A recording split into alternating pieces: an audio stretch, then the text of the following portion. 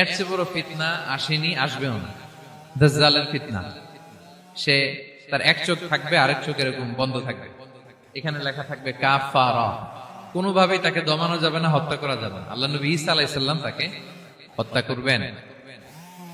তো যে ব্যক্তি সূরা কাহাফ তেলাওয়াত করবে, সূরা কাহাফের প্রথম 10 আয়াত বিশেষ করে মুখস্থ রাখবে, আল্লাহ তাআলা উসিমা মিন ফিতনাতিদ দাজ্জাল, দাজ্জালের ফিতনা থেকে তাকে বাঁচাবেন।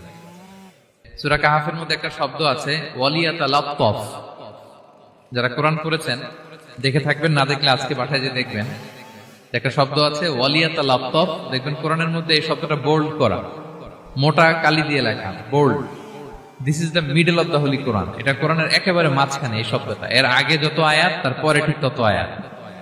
সুবহানাল্লাহ বিহামদিহি। This is the middle of the holy Quran, এবং এটা সূরা কাহাফের মধ্যে আছে। ওয়ালিয়াতালাত্তাফ শব্দটা আপনারা দেখবেন।